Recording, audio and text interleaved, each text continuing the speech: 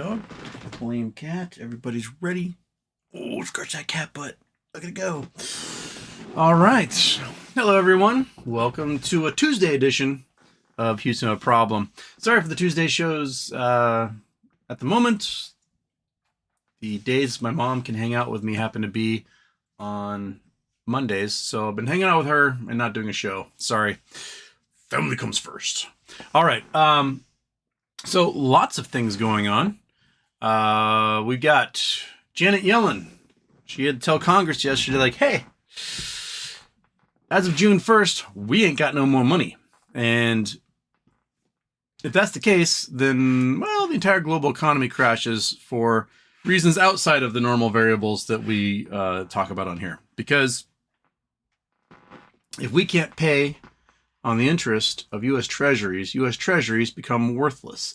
And U.S. Treasuries are the basis for every bank, every sovereign wealth fund, every pension fund, every hedge fund, every family fund, every financial institution, Social Security, you name it. All of that wealth that's being held, all those treasuries that are being held, is the foundation for all their investments. And all the plays they make, all the margin they use, everything else. So if you allow treasuries to collapse, then the entire economy disappears into the ether. So essentially right now, the Republican House is holding the debt ceiling hostage. It just needs to be one of those things where we write a law and we pass it that automatically just either gets rid of the debt ceiling, or if you pass a budget, it's just included. So it's no longer this brinksmanship that's constantly happening, because it affects the economy, not just ours, but the entire globe's. And it's silly. We should and deserve better. Should do better and deserve better. Also, Bed Bath & Beyond will be delisted tomorrow morning. The shares dropped like 7 cents. There were negative prices in the level 2s today. So it looked like brokers or somebody was saying FINRA was doing it, but there were negative prices right now in the level 2s. And the theory is that some brokerages, like if you are an international broker, doesn't have access to OTC, they'll just sell your shares and give you the cash proceeds. The people were basically paying to get rid of their shares, unbeknownst to them. Their brokers were doing that. We also had a Hindenburg research hit piece on Carl Icahn,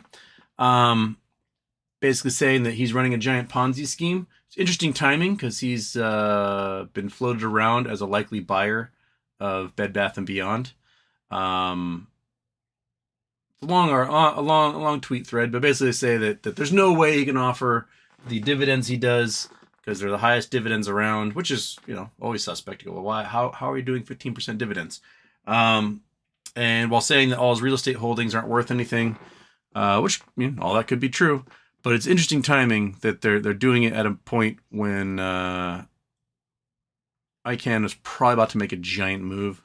I just find it curious. What else was on our list, Monkey? Duh. Oh yeah, First Republic is gone. They are somehow getting purchased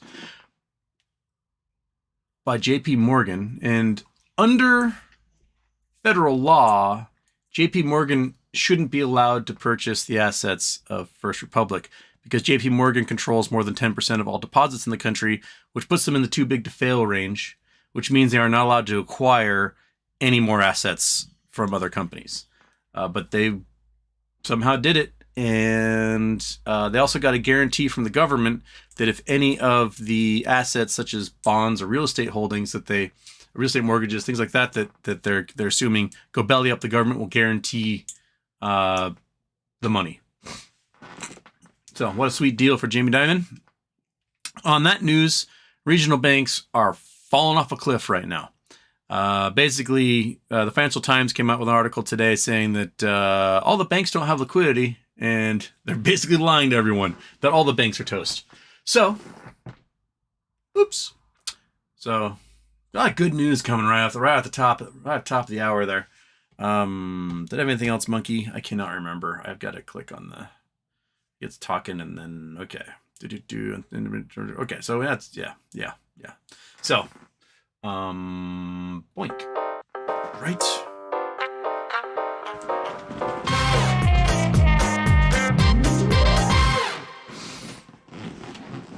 Okay. Off. Ooh, the other one was on. Gotta turn that one off. Okay, they're both off. Oh, that was close. All right. To the chat we go. All right, Michael Mystery, whoopee. Chris Collins had birthday. Chris Collins also, when is Rosa coming on? I don't know. The other thing I forgot to mention, because I didn't have a show yesterday, the New York Supreme Court, which is just district court, they give it a grandiose name. You might think it's like, oh, it's the highest court in New York. No, it's just a regular district court. New York told FINRA, you have 30 days to show up to my court and explain why you won't pass out the blue sheets, why you won't show us the blue sheets.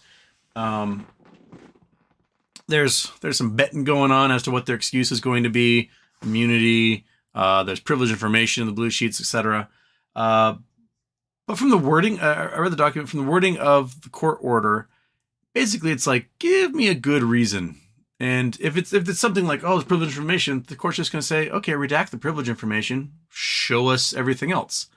So I think it's a good sign that they've got 30 days to come up with stuff. They have until the 26th to respond, and then they got to be in court on the 30th to explain themselves.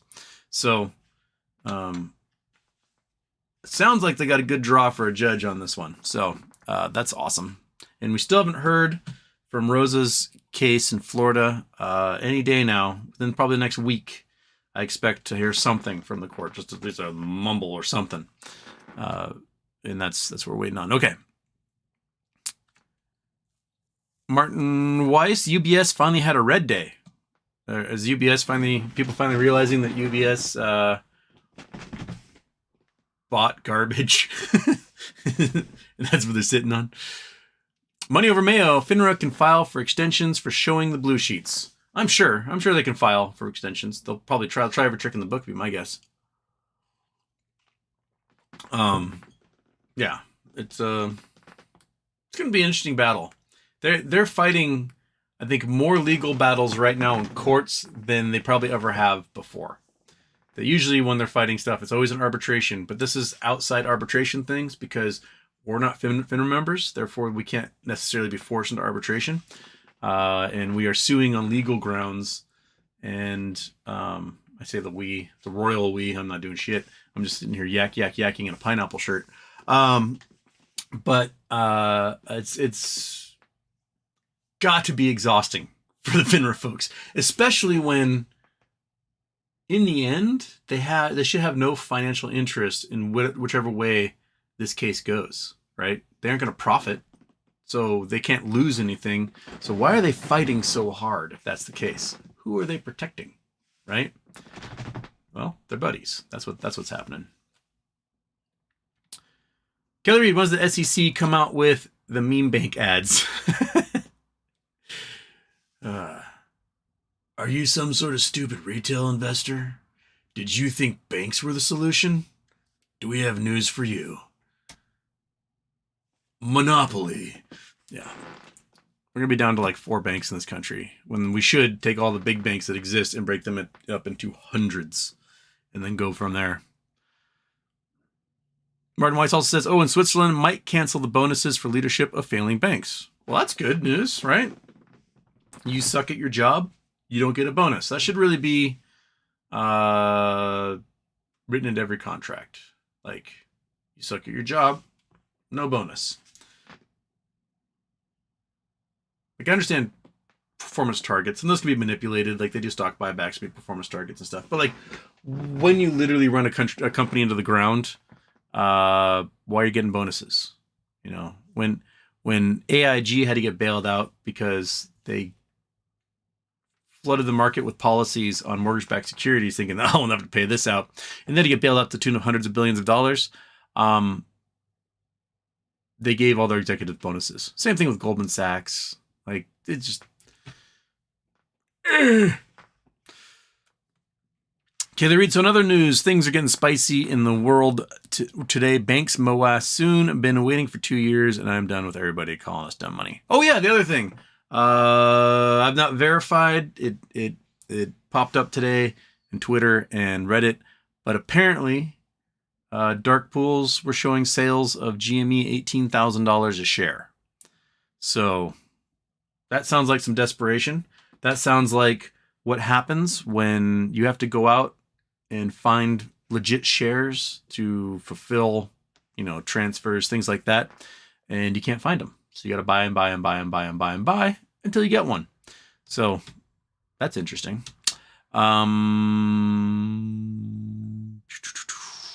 Jimmy Ward's excited about MOAS. Martin Weiss, why are Irish bankers so successful? Because for ages, their capital's been doubling. Even the Germans who live in Switzerland are coming in with the worst puns. This is, oh my goodness. Okay. Martin Weiss, do you think we're about to reach the thermocline of trust when it comes to the US dollar? If we don't raise the debt ceiling, yeah. If we don't raise the debt ceiling, US dollar's toast. It's not worth spit. Which means every bank on earth is done as well, because a significant portion of all the globe's transactions are in dollars.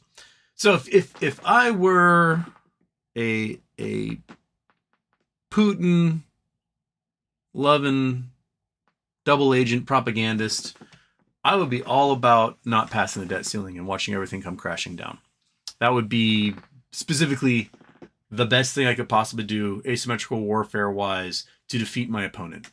Would be crash their entire economy by having a bunch of nimrods not raise the debt ceiling. It's the simplest thing in the entire world. All you do is you go, raise the debt ceiling, and everything's fine. But if you don't hit that raise the debt ceiling button, all hell breaks loose. And I've tried to paint this picture in the past of just how bad not raising the debt ceiling is. When I talk about every fund and bank on earth no longer having any money, that's exactly what I mean, right? Now, we have, 70 million Americans living off of Social Security, something ridiculous like that. How many retirees do we have? How many Americans on Social Security? 69.1 million. So 70 million Americans are on Social Security. Okay. All of Social Security's investments are U.S. Treasuries. So when you pay your Social Security tax on your paycheck, that money buys U.S. Treasury bonds, right? And then with the interest off those bonds is what they pay out to those 70 million people so that they can survive. Now, if the interest is no longer coming in from the federal government, that means there's nothing left to pay the people who are living off of Social Security. And if you got to sell those bonds in order to pay for their Social Security, you're selling them at a penny on the dollar, right? So Social Security goes, blink, it's gone. We've got 70 million people all of a sudden eating cat food. Cool. Awesome. Okay, we've got 70 million Americans can no longer buy food, can no longer pay rent, they're dying in their homes from starvation. And they're old people, so we aren't really going to do anything to help them anyway, because we're America, we care about the youth. We let them all die from COVID and everything else. But piggyback on top of that, Medicare and Medicaid invest in U.S. Treasuries. So boom, healthcare for another 100 million people out the window, 150 million people out the window. Your pension fund. If you happen to have a good job that has a pension, your pension worth zero. You will not get paid out when you retire. So not only will you not have Social Security, you will not have any other finances you want. If you're a member of a hedge fund, if you belong to a bank, if you invest with a brokerage, you do. If you're from a nation that's not the United States and you have a sovereign wealth fund, whether it is a provincial sovereign wealth fund like you have in Canada, a national one like you'd have in Norway or Saudi Arabia, every single one of those probably dropped to half their value instantaneously. Not only that, but you have entire nation central banks who use U.S. Treasury bonds as almost like a currency. So Bank of Japan done, Bank of China done, Bank of Saudi Arabia done, right? German banks, EU banks in general, like they all have significant holdings in U.S. Treasury bonds. So the entire global economy evaporates in an instant. So, I don't know if we have any stupid idiots from Congress that are watching my show right now, but if you happen to be, fucking vote yes. Raise the debt ceiling. If you want to make a big grandstand about government spending, why didn't you do it when 90% of the debt that we accrued happened under Republican presidents? Right?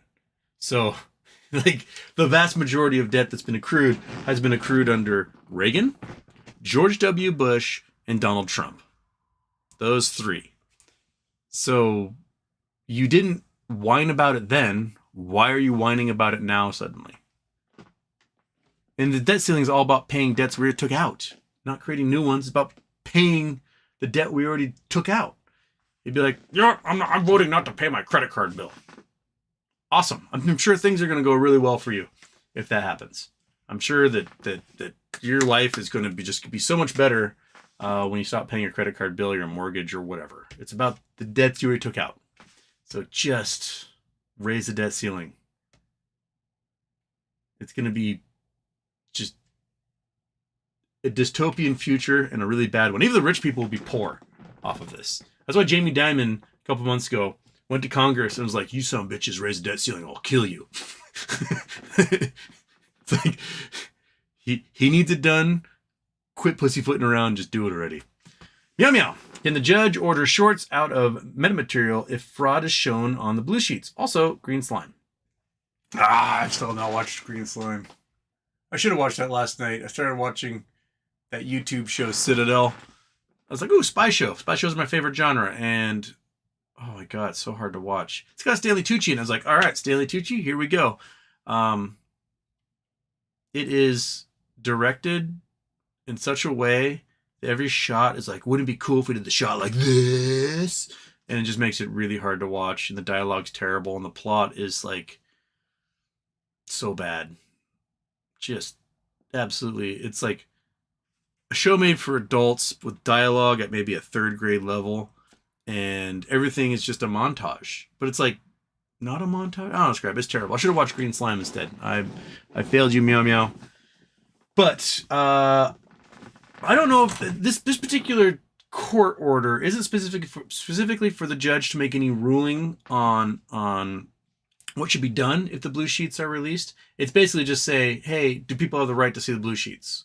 And that's the judge saying is so that's what this order is about. So if we get the blue sheets, and then say someone like Rosa can take that discovery and hand it to the judge in Florida, that judge can make a ruling based on whatever it is that he decides that's relevant to. But if the closing positions happens, I don't know if it'll be specific to Acme Parent Company or if it would just be to MMTLP Nextbridge. Quiet Quest released the Kraken before May 30th. Oh, so I hate growing my beard long, but I will keep growing as long as the Kraken are in the playoffs. Don't shave during the playoffs. So hopefully it gets big and bushy and really itchy, and I just do this the entire show because at some point it likes to grow back into my face. So I know you weren't talking about hockey, but I am now. Okay.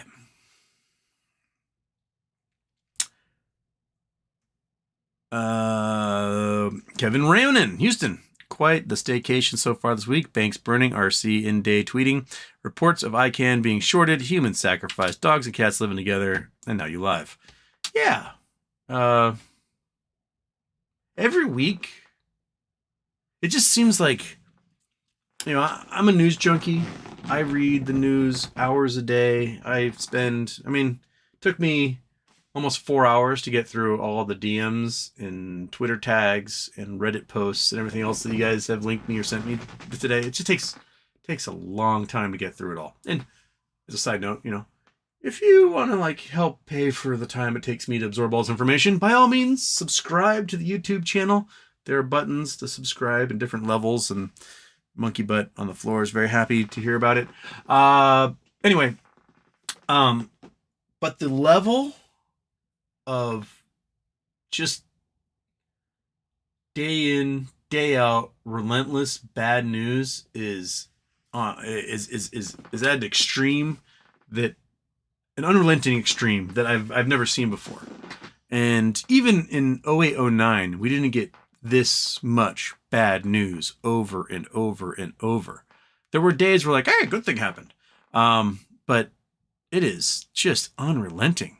And how the market stays strong with unrelenting bad news, it's phenomenal. And it's got to be only manipulation by the plunge protection team. There's no other way any of this could be staying afloat right now. You cannot have reports coming out that every bank has no money. That commercial real estate is toast, residential real estate is toast, that we might collapse the entire economy because we don't raise the debt ceiling, that inflation is still out of control. People aren't buying cars, they're not buying homes, they're not going on vacation. How does it stay up? Manipulation by the central banks. That's the only way. The only way, period. First name, last name, Houston. More stories, by the way. Let's go New Jersey Blue Devils. I mean, you guys could be in New Jersey, over there, being all New Jersey-fied, rooting for your Blue Devils. But I have to be over here rooting for our very large mollusks. And go very large mollusks.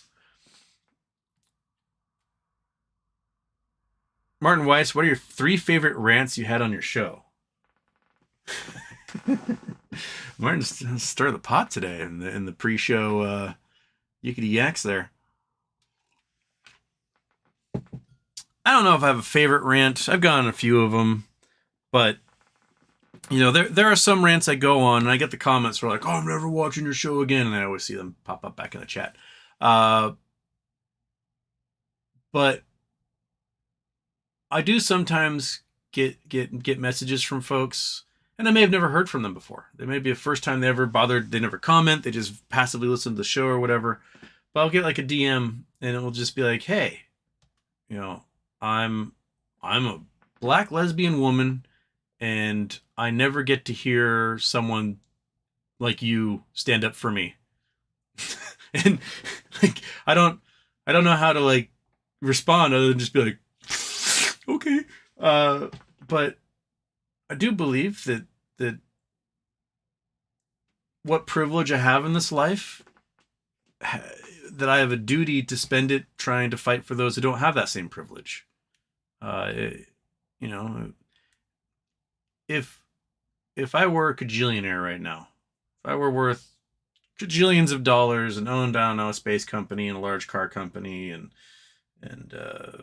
large media platform, I wouldn't be spending my money and privilege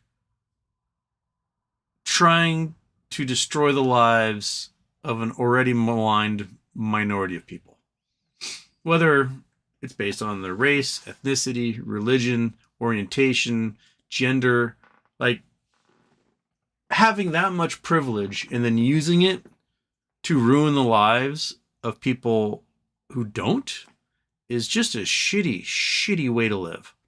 And I would hope that if I had such financial power, that I would use that to be a good person.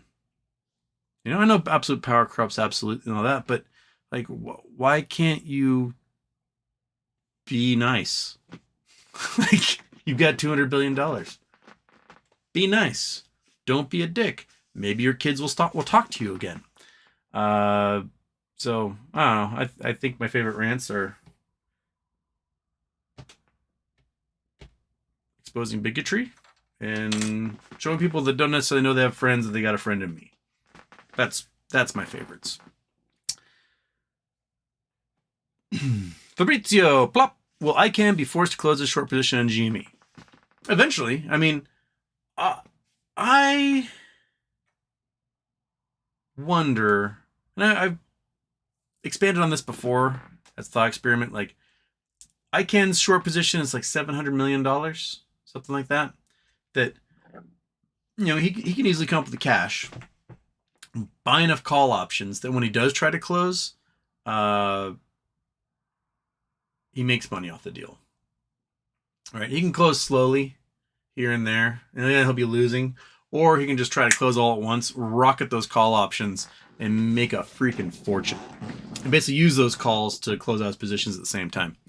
That would be the way that I would try to do it if I were Carl Icahn, or anyone else who is stuck in a short position on this. But a lot of people who are stuck in short positions on this don't have the cash to buy a bunch of, call options that can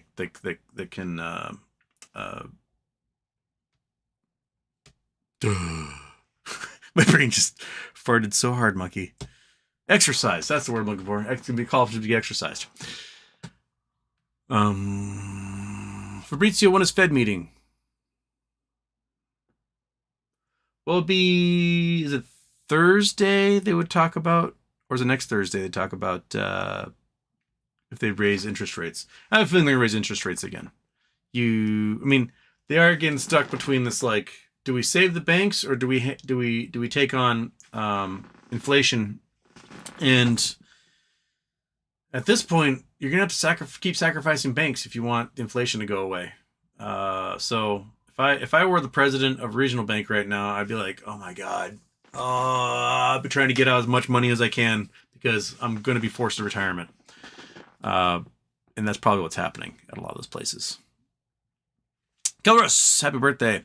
With the risk of setting off a rant, any thoughts on inviting Thunderfoot? Could be interesting chat about new technology, future energy. You can always bond over Elon Musk. I don't know who Thunderfoot is. Thunderfoot? Let's see here. Thunderfoot. Oh, there's like 12,000 there. Thunderfoots. I click on that one. I don't know Thunderfoot.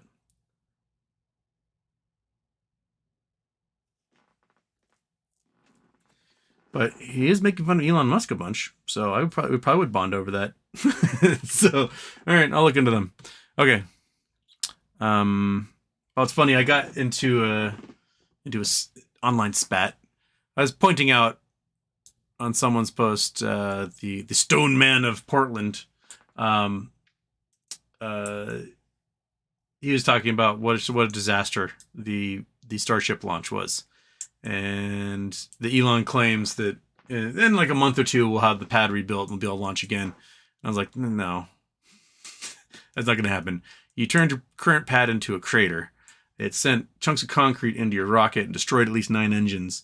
It also pierced the tanks at your fuel storage facility, and you sent pieces of concrete upwards of a mile away, and you started a 3.5 acre fire and then coated a very delicate marine environment and bird sanctuary in fine concrete dust, which is raising the pH levels of the water to the point it's going to kill all the creatures that live there. It's like, there's no way that you're going to get this thing done in a year because of the EPA and FAA investigations. And FAA halted all launches and while they investigate. Investigation is obvious. They were too cheap and built a crappy pad. And that crappy pad got destroyed. That's it. And it destroyed everything else along with it. You can't have a reusable rocket if you don't have a reusable pad. And if you're trying to save money on your rocket pad, by doing it the cheap way, you're going to keep spending money having to make it again and again and again, which no longer saves money. Now, Elon Musk in 2020 overruled his engineers and said, well, we will have no flame diverter and no deluge. The deluge is this giant jet of water they pump into the bottom of the rocket so that all that energy gets turned into steam, which is why when you see like the space shuttle launch and stuff, you'd see these giant white clouds come up. That's steam being formed out of the deluge. And then you have a flame diverter, so it pumps the thrust of the rocket to in a specific direction, so that you don't blast out all the concrete and send it a mile into the ocean.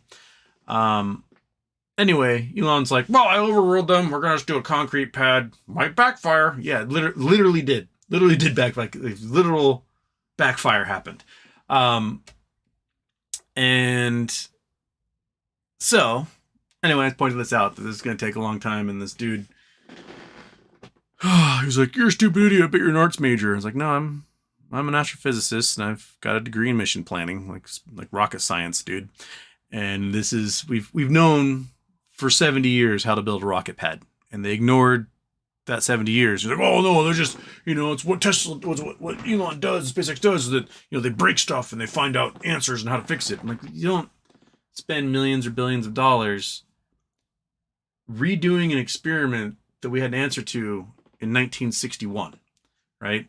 Like, you just don't do that. You build the best thing you possibly can, because people are going to go in this thing. Lots of people are going to go in this thing. And you want to make sure that when you launch the rocket, as many of the engines work as possible in a controlled environment, so when it launches and any of them flame out, you can study the data as to why they flamed out, whether it was engineering or design or manufacturing process that caused it to happen. Not, we launched this thing, we plunged human-sized chunks of concrete into the bell housings of the rockets at the speed of sound, and now we have no data as to if our engineering worked or not, because we did not have a control for the environment. So this dude was he was saying I was a big fat liar, I didn't know what I was talking about, whatever, and I posted a picture of my wall of diplomas, which I don't know if can you see? You can't quite see, can you? They're not high enough. If I can do this, maybe? The wall, I can't quite lean it back, but there's just a wall of astronomy and physics and space studies diplomas and things up there from my years of education. And now I can't get the camera back onto the thing. Monkey. Oh shit. No, you fell out. That's not supposed to happen. That's because I was turning the wrong knob. Dang it, monkey. I am so bad at this. Okay, so I gotta screw that back in so it holds. And then the camera will keep bouncing around. And I gotta go like this. There we go. Okay. Rock steady. Back on the cat / monkey butt head. Everything's good. Anyway, the internet blew up. They loved the diplomas. Guys like, prove it. And then I can't screw a camera in, so we all have our strengths and weaknesses. But anyway, if your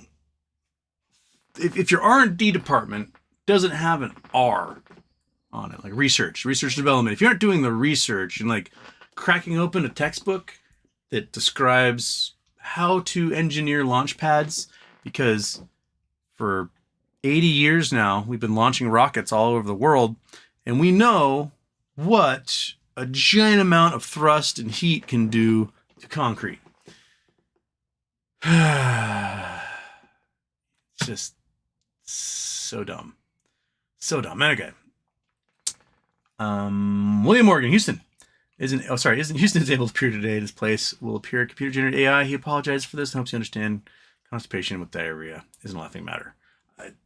Hey, constipation and diarrhea is what the Fed's doing right now. On one side, you've got shitting too much. On the other is not shitting at all. Let's do both. Bill Cohen, Houston. Any ideas about GME shorts being forced to cover? Need a new pair of sneakers. You and me both, brother. I mean, if they crash the global economy because treasury bonds aren't worth anything, then margin call central will be happening. And there'll be more money printed than you could ever possibly imagine. William Morgan, good luck reading for Houston. First name, last name.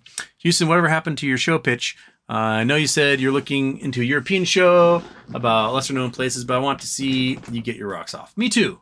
So the production company that I signed with, and my contract's now expired, so their bread and butter is Nat Geo, and they're like, dude, we'll get you on Nat Geo. This will be amazing. And then Disney, who owns Nat Geo and Disney Plus, they used to have the contract, exclusive rights to show cricket internationally.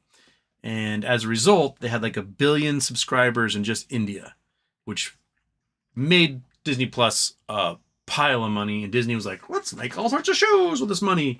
And then they lost the rights to cricket, and 1 billion Indian nationals unsubscribed from Disney Plus. And now Disney Plus ain't got no money.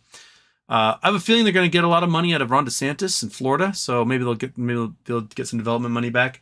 But they were basically like, sorry guys, we aren't looking for new shows at the moment because we don't have any money, and there was no way to pitch them. So Banff is coming up. I don't know if I'll be able to make it. It's in a month. It cost me a couple $1,000s to go, so let's have a win somewhere here. Yeah, so if I can get back to the Banff World Media Festival, I'll be trying to sell it again. We'll see. I don't know if I'll be able to get there. Monkey, will I be able to get there? She's giving me the eye roll. She's like, no. But if I can, I will go to Banff and have a lovely time.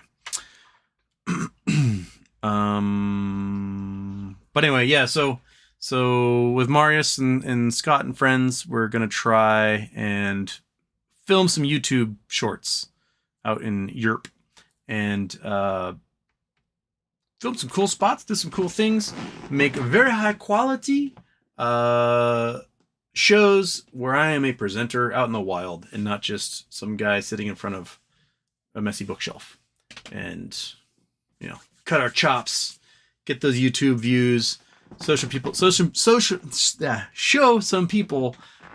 goofy spots around the world that will become, I don't know, Instagram hotspots as a result. Let's see if we can set some trends. All right. Get some more hot chicks with their booties in front of meteor craters and stuff. Kevin ran in on, and I forgot to include collateral haircuts. Gonna need some Pepto for Allspice. Oh yeah, the collateral haircuts got announced too, which means if you got some dubious stocks with not very high prices, it will no longer count towards your collateral for margin. So, oops. It's going to be harder and harder and harder for these guys to collect more margin or expand what they have, especially if it's being haircut. So, yeah, lots of bad news all around. Hey, Jamaican Mon. Hey, Houston. Happy B-Day. Is it true you're going to be on Spaces? I know you're not a fan of them, but I'm looking forward to this one. Oh, yeah. Free commercials. DD Drew will be hosting me on Spaces tomorrow, 5 p.m. Pacific time, so 8 p.m. East Coast. Yeah, so I'm gonna be on a space. Took a week of him begging, but yeah, I'm gonna be going on space tomorrow. So check that out. It's gonna be, I think it's gonna be kind of, call it fireside chat. It's gonna be, I guess, kind of like an interview, where I bring someone on, I interview them. It's gonna be the other way around. Well, they interview me. So we doing that. Andrew Stewart, Houston. Someone told me the Bishop family actually owns most of Hawaii. Can you explain? Well, Bishop family owns a lot. So there were missionary families, the Bishops, the Campbells, Dole. I can't remember all of them. Bishop Campbell's, Dole, Parker, and crap. They're called the Big Five.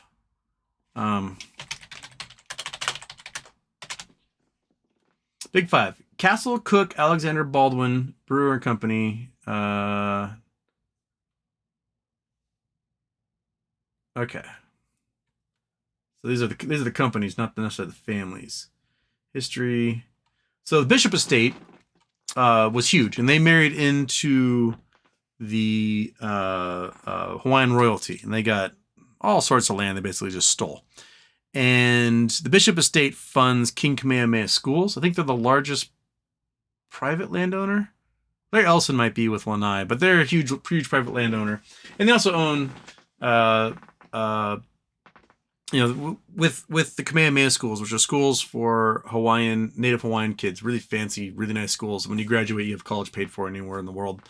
Their endowment, I think, is bigger than Harvard's. It's like $100 billion or something. And they own shopping malls and hotels and airports and all sorts of stuff. But the Big Five group were the ones that overthrew the Hawaiian monarchy in was 1893 or something, and that was called the Dole Republic. It was a few short years where this group of oligarchs ruled Hawaii. A bunch of white people ruled Hawaii, and then they enticed the United States government to come and annex Hawaii, and that's how Hawaii became U.S. territory and eventually U.S. state. It was a complete overthrow of the legit Hawaiian government, proxy done by Americans in Hawaii. And yeah, but the Bishop Estate owns a whole bunch. Let's see here. Bishop Estate. Kamehameha Schools. Oops. Chrome. Go to YouTube thing. Or Wikipedia. So Kamehameha Schools, formerly called Kamehameha Schools, Bishop Estate. It's a private school system in Hawaii established by Bernice Bahai Bishop. In terms of the will, Bernice, former member of the House of Kamehameha Bishops, will establish, blah, blah, blah. But they own a lot. That's where they're based in Honolulu. That's the offices. But they have endowment. Okay. Estimated down $10 billion. That seems smaller than what I remember. But maybe I was off by a factor. Yeah,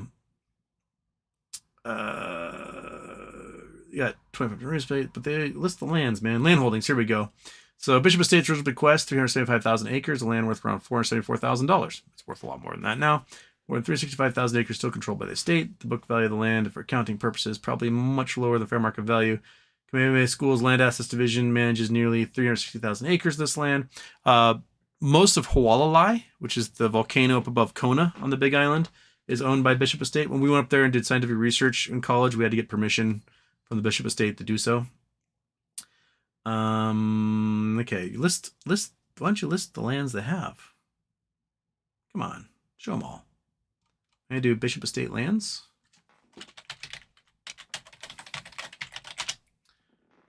Oops, I did Iship. I could type a B. I know I have the power. Bishop Estate, Bishop Estate, Hawaii. Largest private landowner in the state. List of Hawaii sites, Bishop Estate lands. Here we go. Okay, there's also Bishop Museum, which is the Natural History Museum in Oahu. Oh, that's just I gotta read the pamphlets. Come on, guys. Yeah. 4 landowners include the study. Got Bishop Estate, Campbell Estate, Kaneohe Ranch, McCandless Estate. There's also Parker Ranch, which used to be the largest private ranch in the world at over 1 million acres. They've since sold off a whole bunch, and they're down to like a couple 100,000 acres. Here we go. Maybe this will show a map. Show me. It's from the 70s.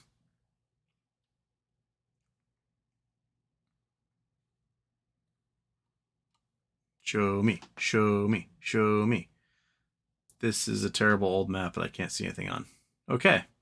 Anyway, let's just go to Google Earth. We can do that. All right. I'll just show you kind of where some of the large land holdings that I know of are. So Big Island. Hilo on the east side, and the Kamehameha School in Hilo is in Keau. So this is this Kamehameha School right here. Lots of guys go off and play football in college and professionally that came from Kamehameha schools because they got a lot of money. And they can send their people to college. They don't have to take up a scholarship position for them to come play at school. But Hualalai, this mountain here, this whole area, the saddle between the two mountains, is all owned by Kamehameha, Bishop Estate. I know they got lots of holdings in hotels and things along the coast of all the islands. Parker Ranch used to be all of this, and now Parker Ranch is like some of the Kohala Hills and a chunk in here. They've sold off and made golf courses and things like that. But a lot of the lands were just straight up stolen from the Hawaiian people or swindled out of them. The missionaries who were supposed to go spread, oh, praise God, use their positions to basically trick all the Hawaiians into giving them Hawaii. And don't do that. Don't use your religion to get rich off people. I know most people seem to use religion to do that, but don't do that. Okay. Oh, I missed a couple super chats while I was ranting away here. But yeah, They own a lot of land. I don't know if it's the most land currently. I'll have to check to see what Parker Ranch is at and how big, like Lanai, is this entire island, which is it's probably comparable to what bishops have. Oops. This island. This is probably comparable with the bishops have on the Big Island. And that's all owned by Larry Ellison. Used to be a pineapple plantation. QuietQuest. How you protect millions, just diverse assets. Yeah, basically. Meow meow. Elon Musk will surprise you. Next year, we might be taking a driverless Tesla in one of his tunnels that takes us to Mars.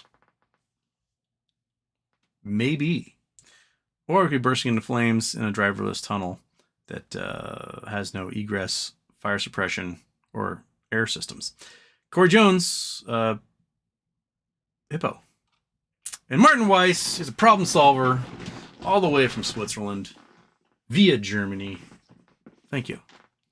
Right? Got members coming in here, monkey. Okay. The Haircut Jamaican, Andrew Stewart. Justin G, solidarity with the striking writers. Yes. Solidarity, WGA is going on strike or has gone on strike. They're asking for better pay. So like right now, if you get hired to write a script, right? Like a movie script, television script, whatever, it might be like a 10 or 12 week contract, right? And okay, we'll give you $100,000 to write this script. And so they give you $50,000 up front so you can survive and write it. And then when you turn it in, they give you another $50,000 and then you get paid. Book deals are often kind of similar. The problem is that they'll have high-powered producers, directors pressure the writers to do expensive and timely rewrites for free for weeks after they've finished the script, and they won't get compensated for that. And these producers are not allowed to be doing this, but if you are a writer and you don't get the okay from these producers, you don't get to work in the industry anymore. They will blacklist you. So there's a lot of pressure to do a lot of this free work. Also, the current contract does not account for streaming services and getting paid sufficiently off of things that stream. So if you have a show that shows on TV, you are governed under one contract or a movie or whatever. But if that same TV show goes to Hulu or Amazon or whatever and gets shown there, you might not get royalties off of those showings, even though a majority of the viewers are coming from those platforms. So there's also problems with ranking. So you get hired as a staff writer and you get staff writer credit, and then you might move up to an executive writer or an editor position or even showrunner and stuff. You can be bumped back down again to a staff writer when a new show comes along. So your entire pay grade drops back down. So there's talk about trying to reinforce sort of the job roles people have so that when they get promoted, they can stay in that position, and not just when that show is done and they move on to another one, they have to start right back at the bottom again. A lot of things. So there's a lot of writers in Hollywood who are not just living paycheck to paycheck, but are destitute. And they're making shows, where the production value might be a couple $1 million an episode, and they're making a few $100s an episode off of it. So the package that the writers are looking for is about an extra $600 million a year out of the $26 billion a year that Hollywood is making in profits. So they just want something to survive on, and I'm all for helping them out. Also, if I do happen to make it to Banff and the writer strike is still going on, that helps Houston because they'll be looking for shows that are not written by writing teams and are perhaps like on the ground, this is how stuff works type shows, non-scripted, where you don't have to pay script writers, and so you can put those shows on during a strike. The last strike was 2007. It was 8 months, monkey. You weren't even alive then, but maybe you read a book about it. And it affected the length of a lot of TV series, if some TV series still existed or not. It also probably brought about the huge boon of reality television that we now are stuck with.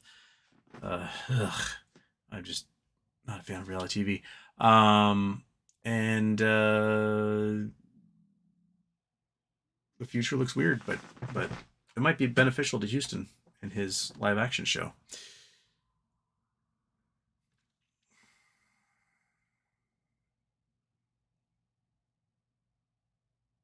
Casey Chapman, Houston, can you explain your tweet earlier about BBBY and FINRA? I didn't really understand it. Largely what that comes down to is it looked like FINRA was posting buy orders for Bed Bath & Beyond that were negative. Meaning, I post an order for -1 cent to buy your stock. It means you have to pay me 1 cent and then give me the stock. It's a manipulation tactic. And this was thought to be largely from a way to manipulate brokerages who don't have OTC access, and particularly international brokerages who have to sell their clients' shares and give them the cash equivalent, because once it leaves the NASDAQ and becomes an OTC pink sheet stock, there's brokerages in Europe and Japan and stuff that can no longer trade that stock because they don't have access. So they got to dump their shares now. They've 38 minutes to get rid of everyone's shares, and it may be costing customers money via the brokers jettisoning their shares. And that's manipulation. Manipulation, Casey. Mighty Mouse, what do you think of IMMX ticker? I know nothing about IMMX. What is IMMX? Is it Immunix or something? Imix Biopharma. This is about as much as I know, which is what I'm looking at right now. That 290. They're having a spike. So they were at $1.85, back up to 290. They were at $3 in February. Anything interesting over the past couple of years? $6 a year ago when they first formed.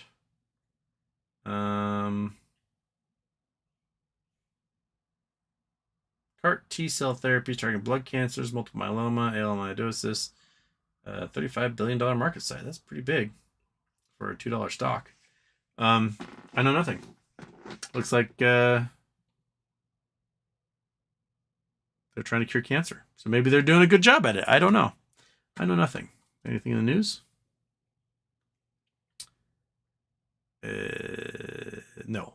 Nothing new interesting about them at the moment. So I know nothing, Mighty Mouse. First name, last name, Houston. What's something you've been itching to do but haven't gotten around to? Maybe a hobby, passion, etc. Inquiring minds want to know. I mean, I've always wanted to see the Northern Lights, and I've never been able to.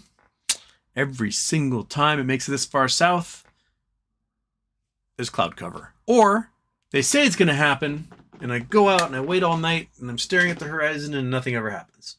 Or I go to Hawaii on vacation, and then the giant magnetic storm happens, and all my friends are like, "Oh my God, you missed it! It was incredible." So I've never been able to see the Northern Lights. I have a dream of sailing down the Dalmatian coast in the Adriatic someday. I'd love to sail from Venice or Tritsy all the way down to Greece. Just stop off whenever I want. Hop off here and there, go swimming, eat some fish. I don't know.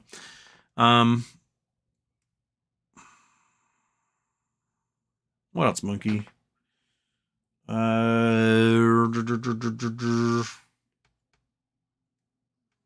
a lot of places I want to go, like 4x4 camp and smash rocks and look at the rocks. I'm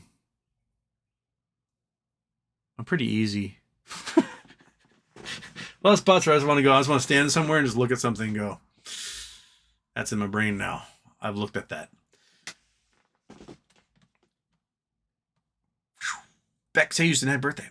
Did you change your show yesterday so you can have a credible cover to bait and switch on your real birthday? When will the ultimate Wade secret be revealed? No.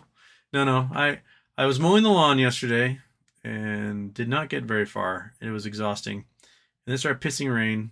And my mom was like, "Hey, you want to come over and have dinner and do a puzzle?" And when your mom asks if you want to come over and have dinner and do a puzzle, you just say yes.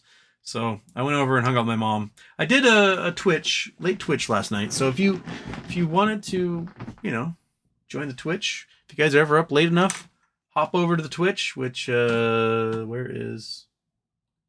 It's only I think at most about 40 people come through the Twitch. And not very many. And 5 to 10 actually hang out. So here, into the chat goes the Twitch link. Usually I play GeoGuessr because I can chat with people and play the game at the same time. So you can, all the questions you ask here, you can ask there. It's just a little, like, right at the moment, it's a little more private, a little more intimate. And generally I play at like 10 o'clock at night my time or later. So night owls or European early morning people, I guess, hop in there. I have to toot my own horn because while nailing the first game, if I can take my time, I can always get where I'm going. I played a few rounds of quick, like it drops me somewhere in Google Street View. I refuse to travel, to like move around. I just do a circle and guess where I am twice. Not once, but twice. When I clicked on something, I was within like 1,000 yards of where it actually was on the exact same street. That's really good. I don't know if you guys know that. That is a very, very good result for being dropped down the middle of like strip mall in Oxnard, California. So I'm going to toot my own horn on that one.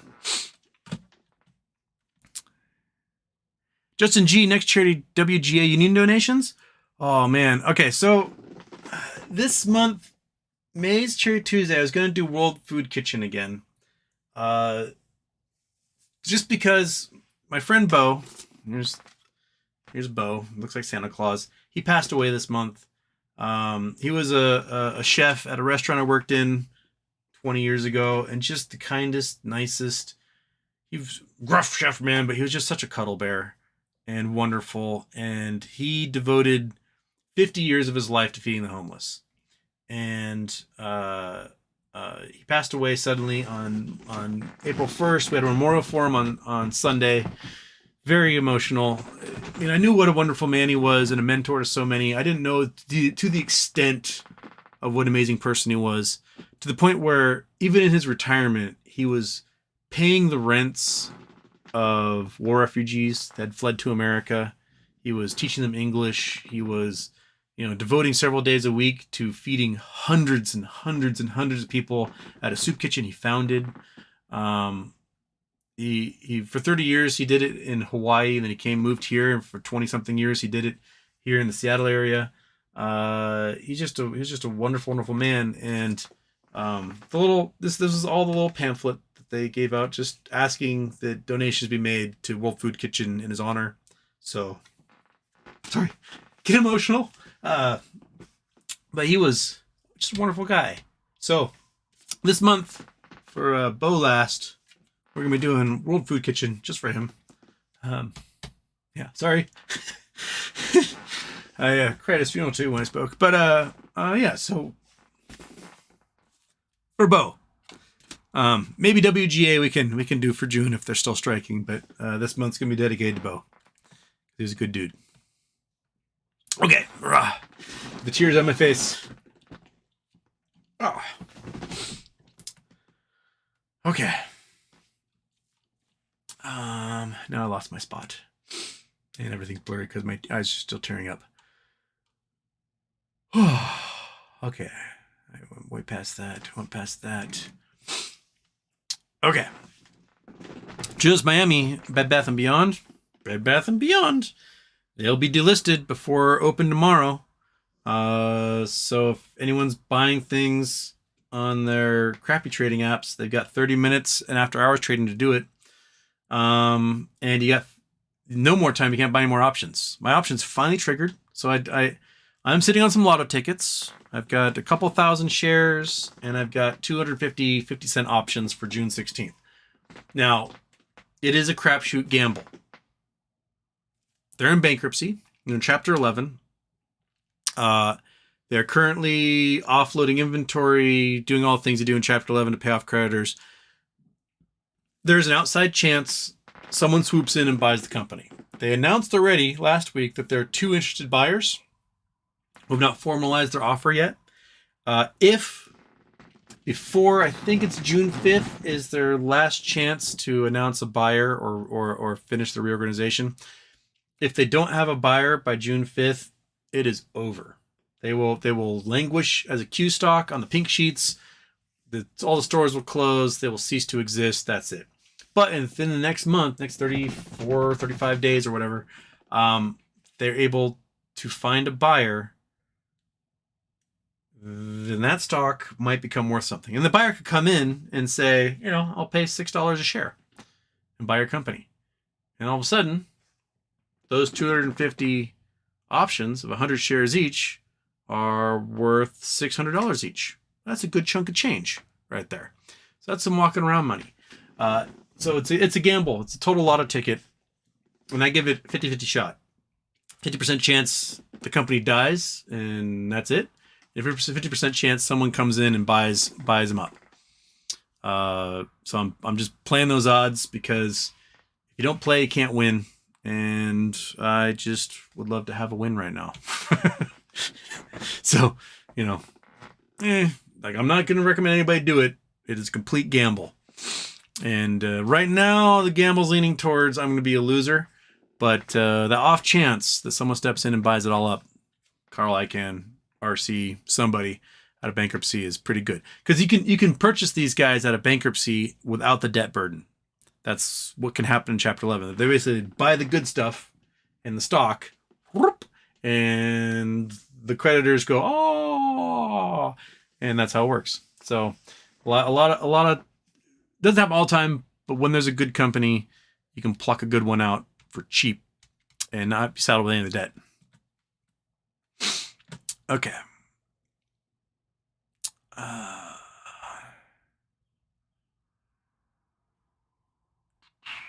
Houston, why don't asteroid probes use grappling hooks for deceleration? Would save a lot of fuel.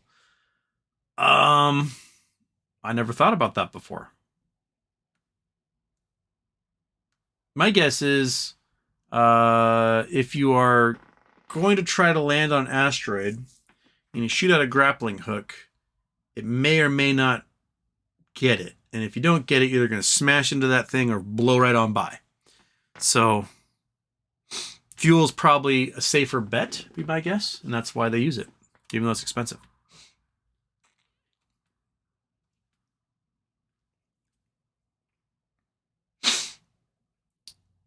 Okay, Michael Mystery likes the shirt.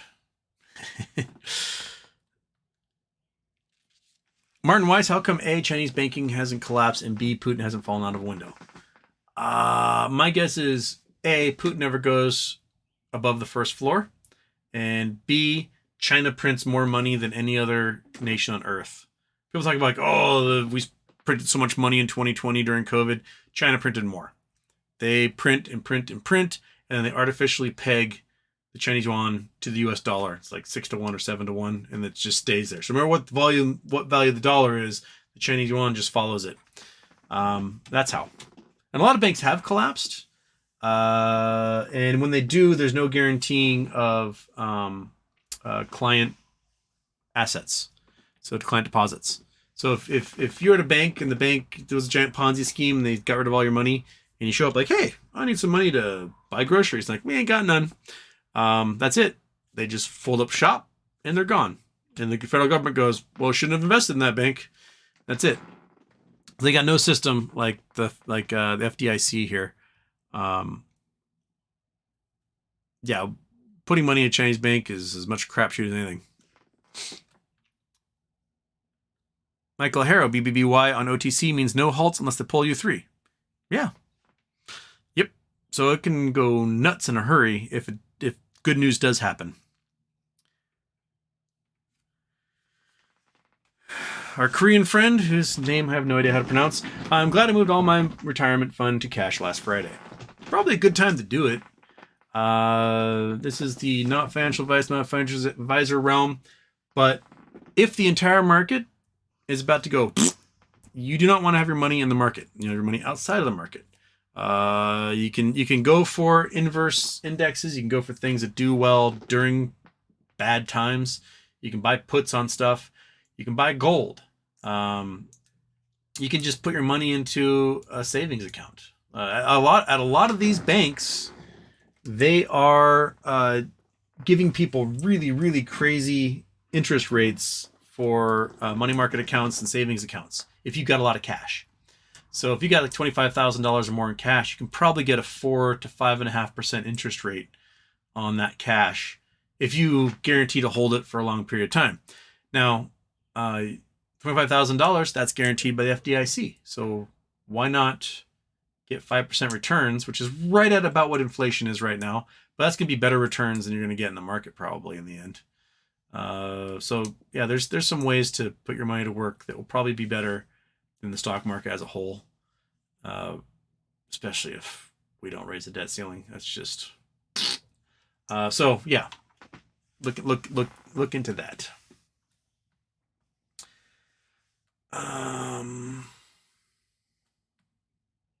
Hoshi Gaming, Houston. In my city close to DC, I've seen a lot of new retail closures, closing the buildings and leaving them vacant.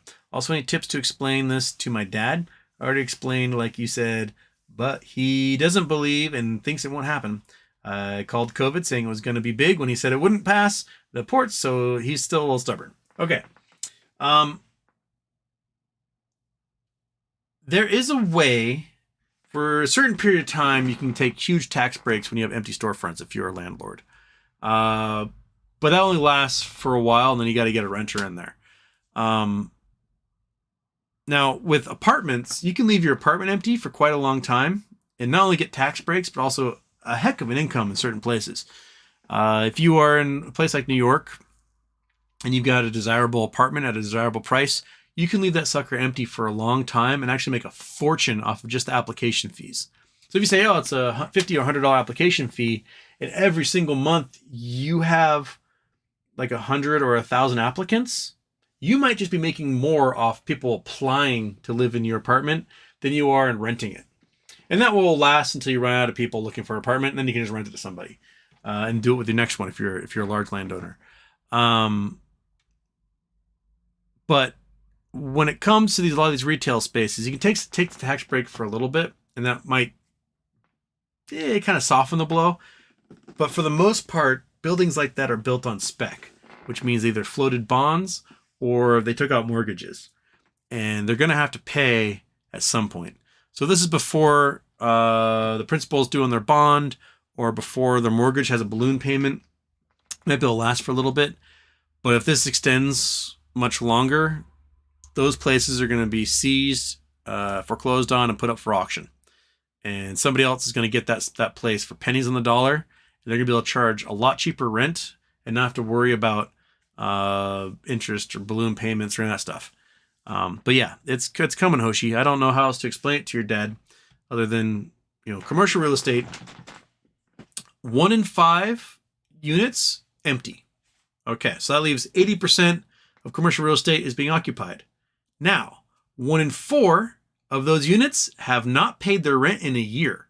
So now you're down to 60% of the revenue for 100% of all the commercial space. You are not going to make your money unless you're overcharging these 3. And if you're overcharging these 3 in this environment, then the likelihood of another one folding or not renewing their lease gets larger and larger and larger. So it's going to become a self-fulfilling prophecy there. 20% empty and 20% of all that space no one's paying the rent on. So that's 40% of the units, commercial units, whether it's office space, storefronts, you name it, you're not getting your money. Not good. You don't want those. You want like 3% vacancy. You don't want 20 to 40% vacancy.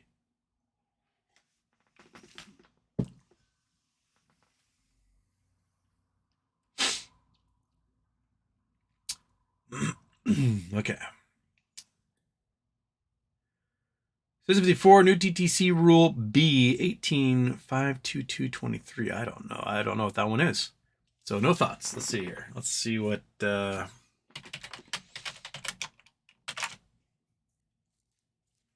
insider trading arrangements. That's December 22 proposed rule. Must include that. There you go. Oh, it's the haircuts one. Yeah.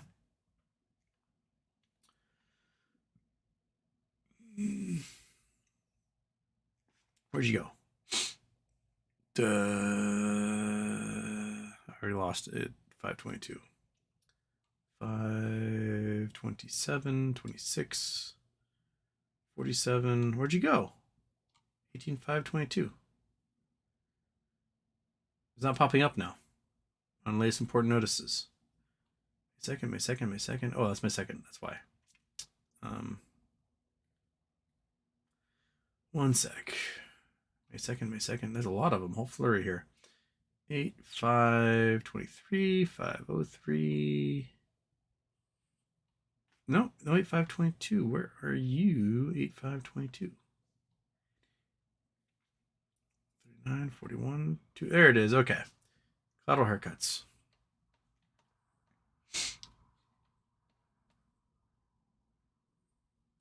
Okay. As done previously, as explained in greater detail, Appendix A below effective, blah, blah, blah, blah, blah, blah. DTC will apply a 100% haircut and assign no collateral value to securities that are issued by an affiliate of any lender listed in the Table 1 appendix. So basically they're saying you cannot use this stuff as collateral for loans or margin. These are all, got some Chinese stuff in there. We've got some international banks, Barclays. Yeah. Oof. Okay. Eligible collateral. Where are the big ones? Mortgage-backed securities issued by U.S. agency and U.S. government sponsored. Dang. Mortgage-backed securities, you cannot use them to borrow. GSEs can't use them to borrow. Which bonds are these? I don't know what those are. GSEs, boom.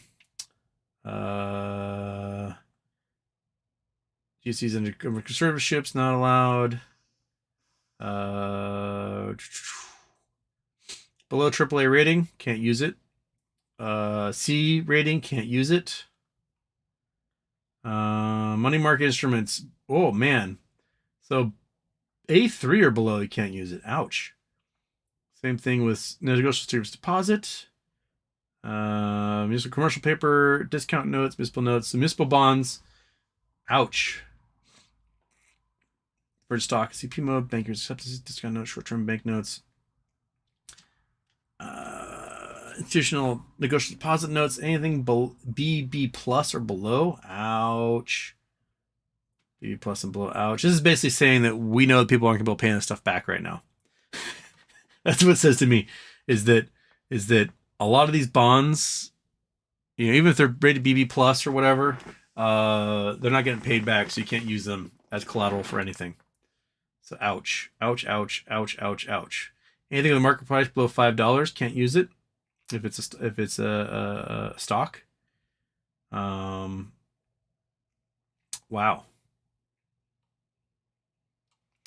And if it's below 5 and 749, 50%. So let's say you have a bunch of AMC stock. You want to use it for margin. AMC is between $5 and $6, so it's below that $7 limit. You have to have twice as much AMC to get half as much money on your margin. In stock that is $10 or more, you can get like 75% of your money off of it. So there's that. More stuff about the market share. Basically, they're saying that shit's about to get real, and we're going to tighten your ability to borrow. So we want everyone to have really, really, really, really, really good assets to borrow against. And it could be like these 4, and that's about it. Right, monkey? Look at you. Look at you, dog. You little dog who just stares at me all day. Staring dog. So, yeah. Okay. This is what she wants. She didn't get to have a red vine earlier, so she's begging for her treats. And you got 2 of these last night. That was pretty tasty, right? You like that? Okay. Crinkety, crinkety, crink, crink, crink. Costco, eat. Okay, whoops. Oh, that one's got a little dangler on it, so we'll put that little dangler right there. Come get it. Come get some. There you go. She's so gentle. We go through town on oftentimes Mondays. We take a trip into town. We walk to all the shops, and she gets treats everywhere. And everyone's like, she's so gentle. She's just so gentle. She just never like takes a hand from anyone. You want this one? I do it in front of the camera. Yeah, gotta pull hard. Pull hard. Yeah, there you go. Good dog. She's a good dog. Okay.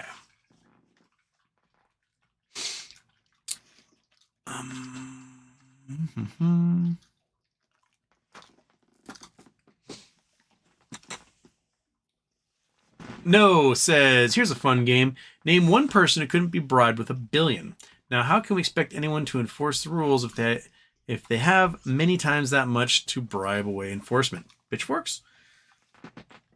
I mean, that's what it comes down to. If you aren't willing to do the right thing, then a whole bunch of people banding together to do some really, really wrong things. We'll make sure you can't do that anymore. So yeah, pitchforks.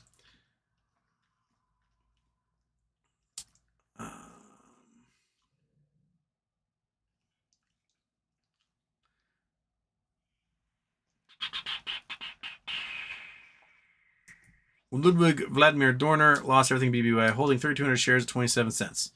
That's what, $1,500 investment or so? That sucks. It's a gamble. It's a giant gamble. Giant gamble.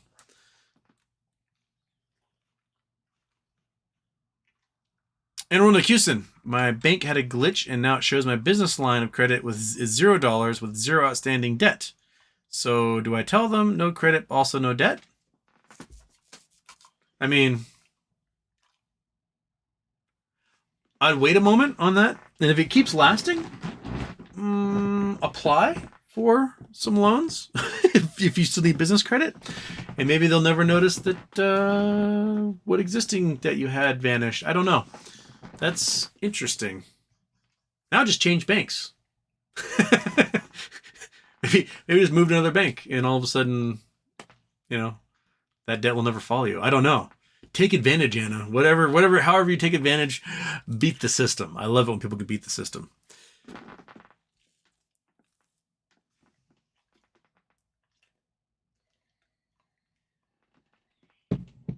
As is Minnow Johnson, now that Biden is polling incredibly low and DeSantis can run for president, are willing to admit you were wrong and starting waving the battle flag. DeSantis, his poll numbers are abysmal. Not only that, but if this Disney case goes to discovery, DeSantis might be facing criminal charges as a result. Disney is going to eat his lunch. My God, that man is stupid. In his own memoir, recently published memoir, he admits that he was committing First Amendment violations by targeting Disney. They used his own memoir as evidence for their lawsuit. He's toast. He is just the dumbest, self-assured moron. It's absolutely incredible. And I'm going to have lots of schadenfreude when DeSantis gets absolutely just nailed to the cross in court. They're filing a summary judgment. Their argument in summary judgment is that this should be handled by state court and not federal court. Even though what they've cited are constitutional issues, like federal constitutional issues, DeSantis' lawyers are no match, and they know it. They know they're toast. And if this goes to discovery, they're going to get every nitty-gritty piece of DeSantis' dirt they've ever needed to have, and his chance of the presidency, if it's not over now, it's going to be so abysmal. It's going to be so bad he won't even run for re-election in Florida if he wants a third term. He's done politically. Just done. He took on the mouse, and the mouse won in a big way, and there's no way he'd claw back from that. So, no, DeSantis isn't going anywhere.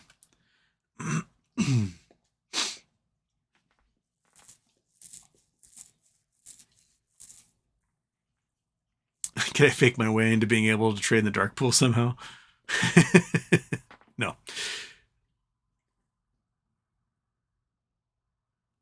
Snort Alert, UVXY, and SQQQ, etc. cannot be bought anymore if you're a retail trader. What? Really? I did not hear that one happening at all.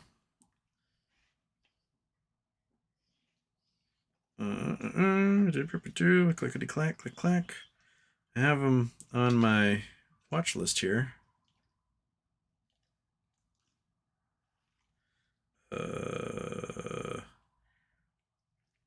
Scroll down. UVXY. Trade options. Buy. It fits. I can buy them on this app. Man, UVXY is cheap.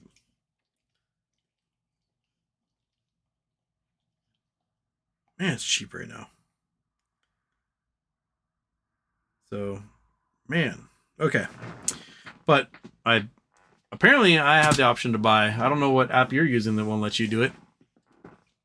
But oh, you're in Germany. Oh, okay. Yeah. Sorry. If you're a retail trader in Germany, okay. In America, I can still get it. History, facts, and shorts. Oh, there's Marius. Hey, I'm not asleep. Hey, Houston, by the way, if you need a new German shirt, I have connections. I'll take some German shirts, but not that kind.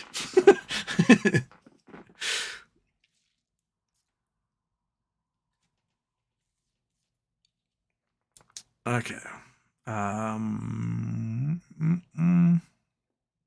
William Lobach, BBBY, 7 cents after hours. I threw whatever cash I had in my brokerage. That I don't care if I lose. If it flops, it flops. If someone buys them out, lottery tickets. That's kind of my thinking. It's an expensive lottery ticket for some, but it just might pay off. Or you have a tax write-off for next year. So that's the way you play it.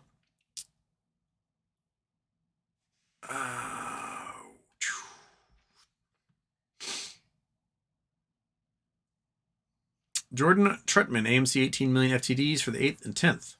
That's a lot. Oh, look, man, Houston. I got back from my trip. Unfortunately, I wasn't able to find a Wavelight, but what I actually found was a quartz deposit. I'm going to check another area, but the tide came in. I was going to check another area, the tide came in. Yes. Well, that's cool he found a quartz deposit because it's still worth money. Hippies love buying quartz. Right, Monkey? When Monkey is frustrated, she does this like breathy whine where she's like, and she's very, very subtly, and she's just staring at me doing that right now. No more meat for you, dude. You got all the meat you're gonna get.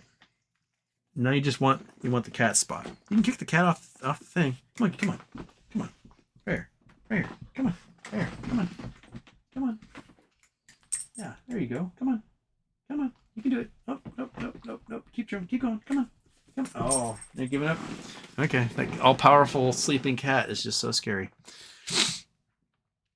Only BSLP. Have you thought about new alleged FINRA fraud with BBY? We talked about the negative prices going. That's just interesting. Mount St. Funk. MAGA followers don't realize how long Russia molded that movement in a way of thinking. MAGA is pro-Russia, not pro... Oh, that's like a lot of cat claws in my leg. Oh, well, you got your bed. Here, you take it. Take it back. You win. Poor cat. Oh, we're just loving that so much. Sorry. MAGA is pro-Russia, not pro-America. It's Russian propaganda spoon-fed over time to certain Americans. Yeah, a lot of it, yeah. I mean, there's a reason why there's a certain demographic that fell for clicking on certain advertising things on Facebook that resulted in the bonanza of data that Cambridge Analytica got. And there's a reason why Cambridge Analytica then gave that information to the Russian RIS. So if you were someone who clicked on a silly ad for, I don't know, something lame and goofy, and your data got stolen by Cambridge Analytica, they gave that data specifically to Russia's Internet Research Agency, and then they are now specifically targeting you with information. And they have been for like 7 years now. Both Steve Bannon and Kellyanne Conway were vice presidents at Cambridge Analytica and then went on to run Donald Trump's campaign. So, yeah. there's quite a bit of connections there, Mount St. Funk. Quite a bit. B-Ball 3710. Will our government ever spend within an annual budget ever again? I mean, we could easily if we make rich people pay. It's simple as that. If we had national health care, that would reduce spending by probably $1 trillion a year alone. But I mean, the last time we spent within our means was 1999-2000 budget, and one of the first things that George W. Bush did when he got in office was the $300 tax credit for everybody. Like, hey, everybody, you get $300 back. And everyone's like, woo! And then all of a sudden we were debt spiraling again. And then we invaded a bunch of countries and we spent trillions of dollars killing people around the world on trumped up intel. And that's where we've been ever since. So that when it came time, when the economy actually collapsed in 2008, we already had just gigantic deficits and we had to make them even bigger to save the economy. And we managed to get the deficits down over the 8 years of the Obama administration. And then, Trump became president. And what did he do? Cut taxes on rich people. And deficits skyrocketed. And then we had a gigantic global pandemic. And we had to spend more money than ever thought possible. And deficits went through the roof. So if you're cutting spending or cutting taxes when times are good, you are going to end up in really, really, really, really bad states when times are bad. Rich people are rich no matter how much they're paying in taxes, right? If you're paying 30% and you're filthy rich, and you're paying 40%, you're still filthy rich. So just make them pay 40%. I mean, when the Clinton administration passed their budget in '93 that raised taxes on rich people, it raised it to like 37.9% or something. It was nominal. We went on one of the largest and longest economic growths and job creating paths in U.S. history. And we managed to have budget surpluses all of a sudden and paid down debt for the first time since, I don't know, like the 19-teens. So not such a bad idea. Just make a progressive tax rate on rich people and then punish the hell out of them when they try to move money overseas. Done. They want to live here. They don't want to live overseas. They might move their money, might have their money live over there, but really they don't want to go live over there. Where, bad things can happen to them when they aren't protected by the Constitution. Justin Stewart, with inflation, cat food is too expensive to eat on Social Security. That's probably true as well. It's a Tucker cat. Were you out murdering things last night? Were you having a good time slaughtering? That's true. So they'll just have to eat what they forage, I guess. Novaplex, raise the debt ceiling, cancel student debt now. I'm all for that.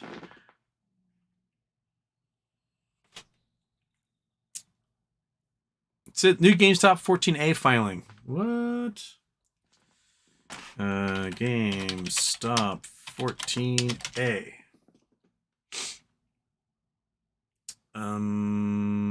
That is from 2019. That's from 2022, 2021.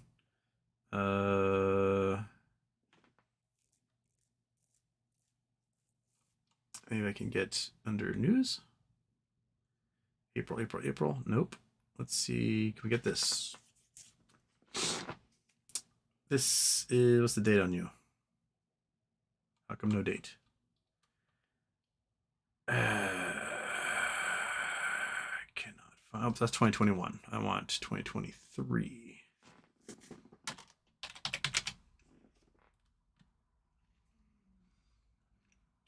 2021. Here we go. 2023. All right, let's see what we got here. Okay, United States Securities and Exchange Commission, proxy statement, blah, blah, blah, blah. This is for definitive proxy statement. Thank you, ongoing investment. Where it been? Started fiscal 2022. GameStop had burst in debt, dwindling cash, blah, blah, blah. We fixed all that. Fiscal 2022, GameStop's operating environment dramatically changed due to onset of inflation, rising interest rates, macro headwinds. Rather than stand still, we pivoted to cut costs, optimizing inventory, and enhancing the customer experience. We also found efficient ways to improve shipping times, integrate online and in-store shopping experiences, and establish a culture of increased incentivization among store leaders and tenured associates.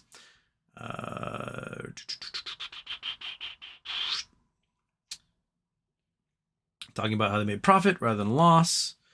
All right, notice annual meeting stockholders. Annual meetings coming up, blah, blah, blah. Proxy statement, proposal directors, biography of all them all, advisory votes. Compensation, company performance. Whew. That's a lot to go through.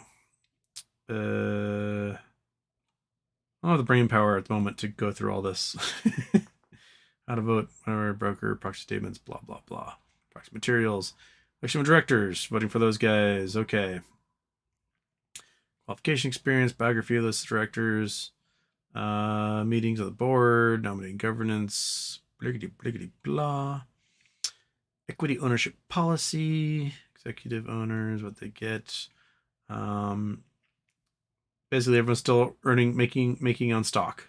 So they're getting a couple $100,000 of stock is what they're getting paid in. Not taking other money. Okay. Security ownership. RC Ventures got 36 million. BlackRock's got 21. Vanguard's got 24. Ryan Cohen's listed in there. Alan Atal, Matt Furlong. Those guys. Okay.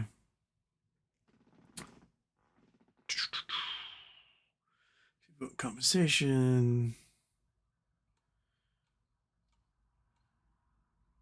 Okay. Getting $200,000 in stock.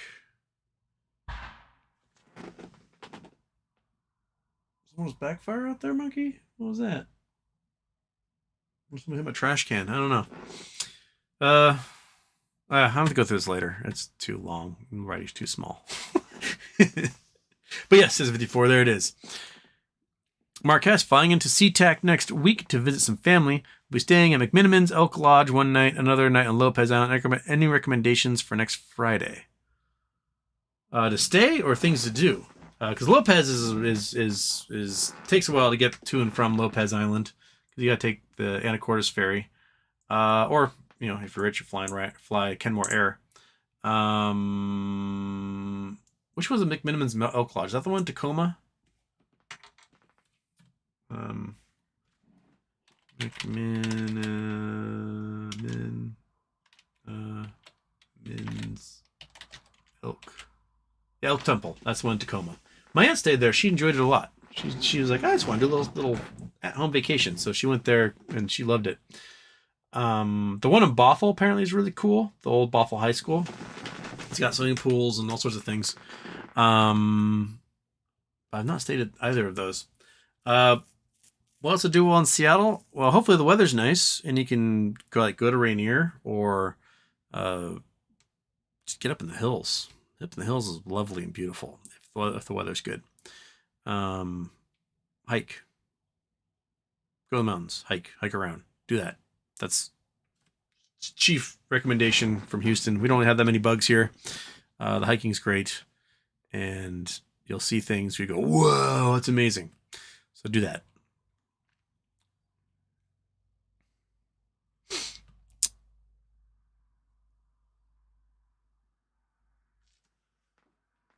SS Mel Johnson, Houston loves around about Nazis. Tell them about Nazis, Houston. I mean, what people need to know more about. They're pieces of shit. That's all you need to know. Louis Aquilina, Houston. Haven't been looking at any Gmail stuff recently. How we looking? I mean, we're just in a holding pattern right now. It's just holding pattern all around. Waiting for that shoe to drop.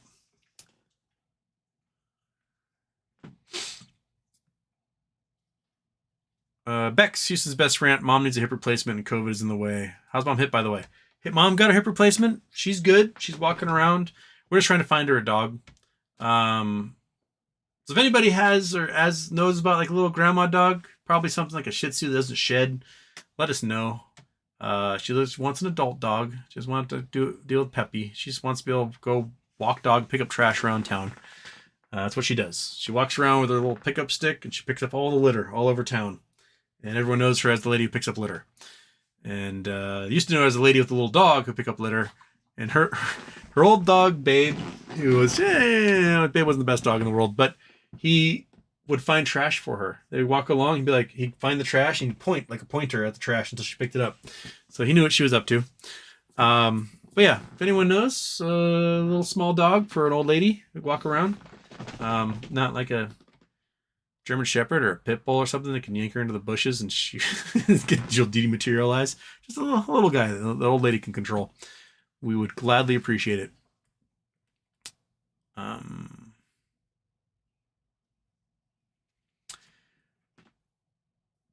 Daniel Bernard, popping in late. Hope all is well, Houston. I'm in BBY late as a law ticket at 20 cents. What are the odds you think we'll see a pop over $1? I'll take that. I am expecting to have it all be a tax write-off for next year, and I'll be pleasantly surprised if it works out in our favor. That's how I'm treating it.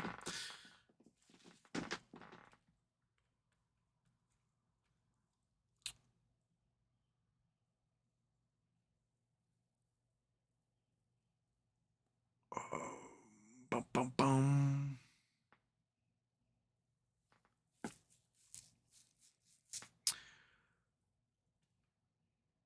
No, can't we all just lie to Elon and pretend we got a rocket to Mars and just send him anyway? We can fix world hunger 5 times in a row with his wealth after he burns up. That would actually be...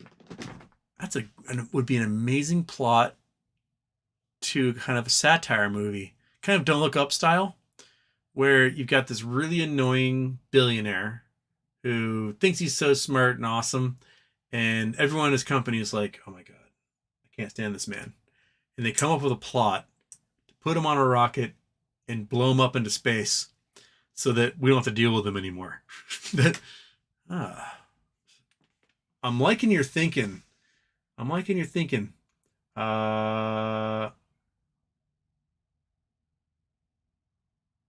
Maybe during the writer's strike, we'll write that as a script. Called Spaceman.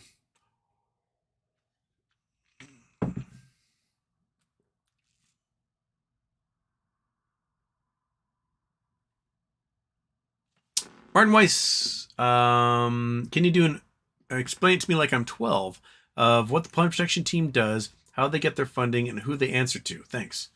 How they get their funding is they pull out of thin air. They're the Federal Reserve. So they use reserve notes. They give those to banks and get cash for it. And then the reserve notes can be given back in exchange for cash. It's a whole printing process thing. What they do is they go out and they purchase securities that are doing poorly to bolster the demand and keep the prices elevated on them. And who they answer to? The Federal Reserve Board. So not you and me. They answer to the banks. Banks own and are members of the Reserve Board, and that's who they work with. So, oops. And it's that simple.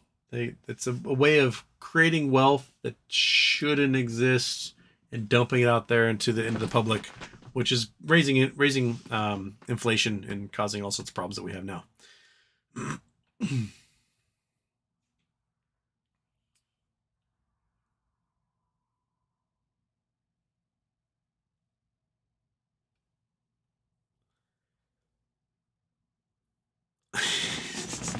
Houston Heights diplomas for playing second intros. I have a PhD in second intros.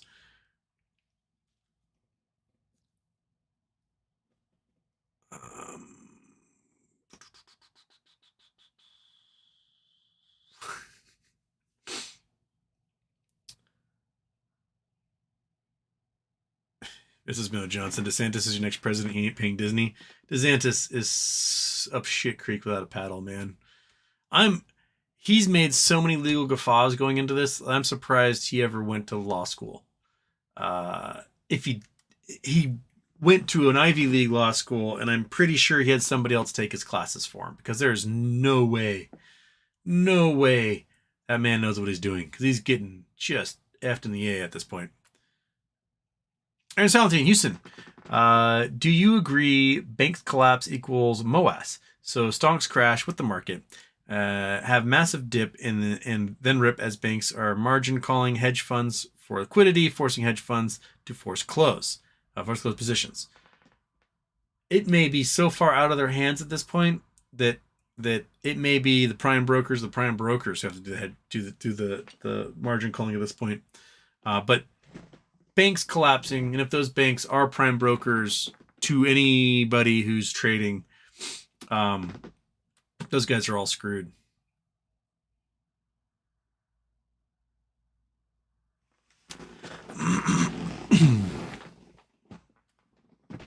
Dustin Wright, Houston, you should watch Rabbit Hole, new TV show with Kiefer Sutherland. The previews for it look good. Why not? Yogi 2012, I'd love to see you bring William P. Farrand and have a conversation. William P. Farrand. You guys are always bringing up names and I don't know who these people are. William P. Farrand. Who's that?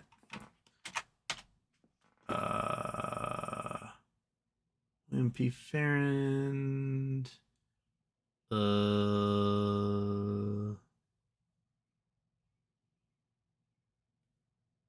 got SoundCloud, and I've got a YouTube channel, and here's a LinkedIn. Here. Okay, I might want to be the guy. William P. Farrand. I don't know who that is. His YouTube channel.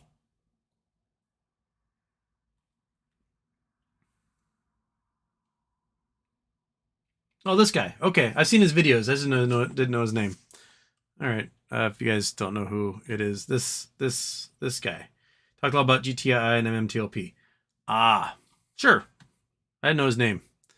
He was just the old guy who sat from a brick wall in my brain.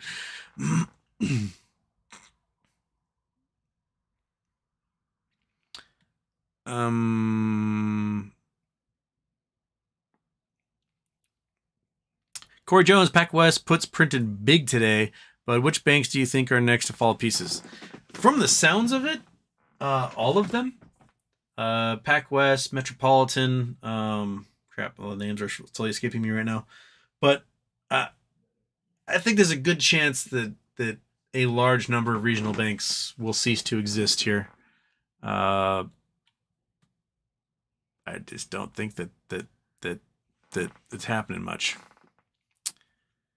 Boss, Corey, just check which banks Kramer says are doing well. That's probably the best litmus test you'll get right there. Yeah. Kitty cat. Martin Weiss, Monkey Butt hasn't been mentioned today. What is this world coming to? And how's the cat? Well, the cat's doing fine. Monkey Butt's doing great. We went on a big hike, like a 7-hour walk on Saturday. I was supposed to mow the lawn on Saturday. And an ex-girlfriend of mine called. She was sad. Her mom had died recently, and she really just wanted to go for a walk and chat and talk to somebody. She had been kind of reclusive and had been locked inside the house. So it's like, oh, sure, I'll go for a walk, thinking like, oh, we'll go for like an hour walk and I'll continue mowing the lawn. And we walked for like 7 hours. Monkey Butt is now an old lady stage. Used to be I could do like a 12-hour, 30-mile hike with Monkey Butt, and she'd be totally cool. She might sleep the next day, but she'd do the entire thing. We did 7 hours, which consisted of a couple hours just sitting on a park bench and Monkey Butt just wandering around. And Monkey was so sore that Sunday morning, my cousin came over. She tried to jump on my cousin. She went, she couldn't do it. She couldn't climb on things. You're an old lady now. You're just an old lady. Still have the murder in you, but I have to get aspirin for the dog and cut him in half and give him to her now. So she's 7.5, going on 8. She'll be 8 in August, right? You're a geezer, an old fogey. You're older than me now.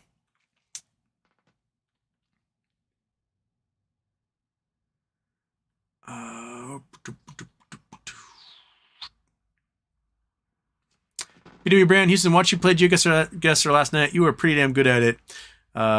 What is that solitaire game you keep showing Twitter? It's Microsoft Solitaire.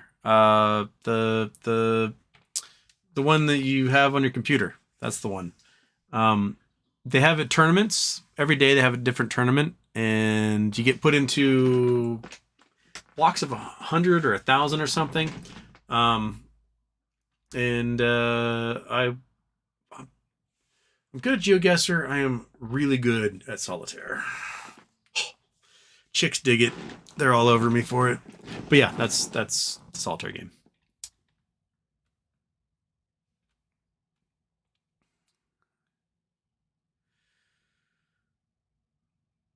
TM, I love watching street fight vids of native Hawaiians beating up tourists. Yeah. And seldom is there a tourist who can put up a fight. They will kick your ass if they want to.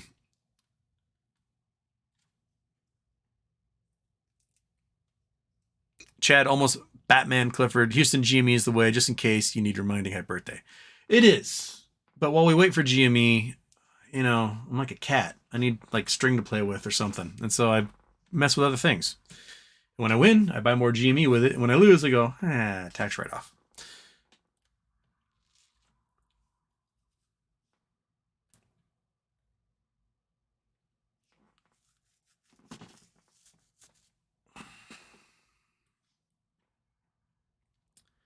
Logic Dustbin, someone on Reddit was pointing out a market crash, every writer's strike. Well, I mean, I don't know when the other writer strikes were happening, but definitely 07, 08 led into a market crash. So, Did you see Ryan Cohen tweet about inflation? There was one where it was like, they don't know whether they should save banks or fight inflation. Was that the one?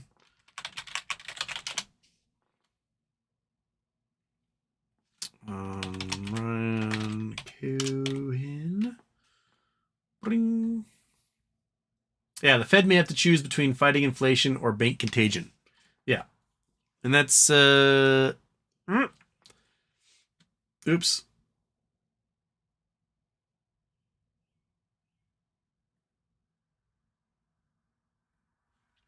Okay.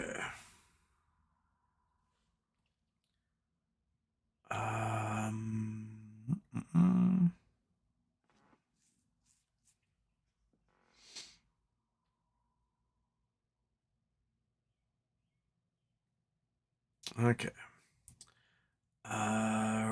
Oh, and there's a reset of the chat again. All right, I've got okay. I'm close to the bottom here. I've almost caught up. And it says I'm like 40 minutes behind, but you guys didn't chat much for the last 40 minutes. So I might be able to get there before I got to go at 4:30.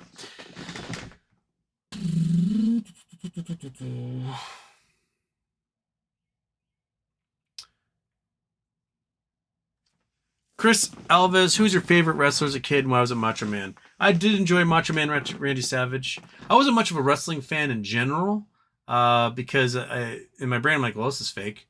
But I enjoyed watching how much my cousin Judd hated when I said wrestling was fake. He would go nuts. And he was all about the Ultimate Warrior. He loved like the pressing the people over his head thing. But I like Jake the Snake. And then I watched that documentary about Jake the Snake. It's probably 20 years old now. And I was like, holy crap. That guy was smoking crack the entire time. So Jake the Snake was on crack his entire WWE career. It was just absolutely crazy documentary. What was that called? It was like Beyond the Mat or something like that. Yeah. I don't know much else about. There's Jake the Snake, Macho Man, Ultimate Warrior, Hulk Hogan, Sergeant, what's his name? Sergeant Slaughter, who was a G.I. Joe character, who's also WWF back then.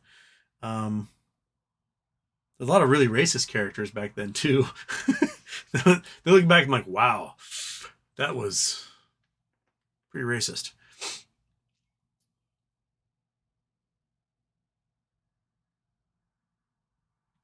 Michael Harrow, my dreams consist of paying off credit card debt. How sad is that? You should probably transfer your credit card debt to Anna Rolnick's bank, and maybe it'll just vanish. So, yeah.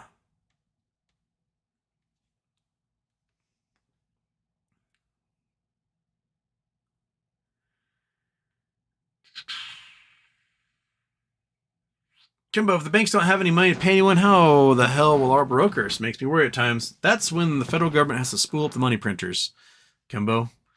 The only way is they spool up the printers, and that's how everyone has to get paid. Because they can't let the banks die in the end, especially the big ones.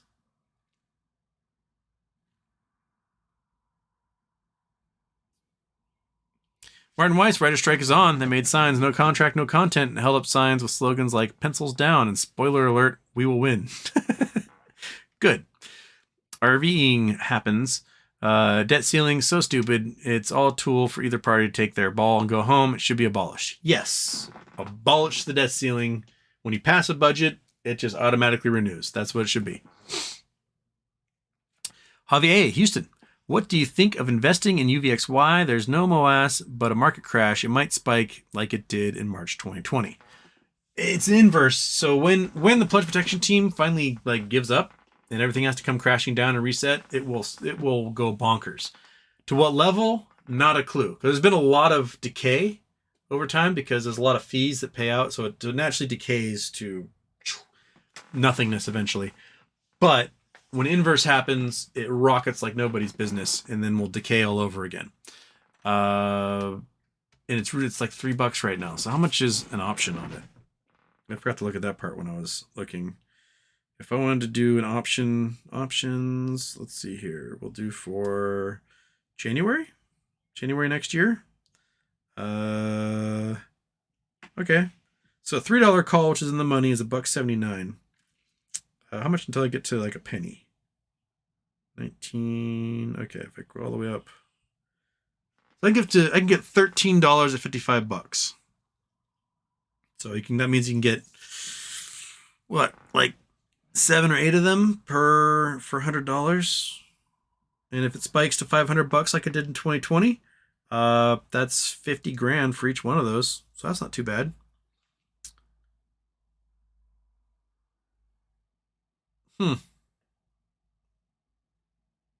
Whoa. The $42 call, there's a 1,300% increase on the price today? What? Interesting. But yeah. If you're betting against everyone, that's what you want to be in, something like that.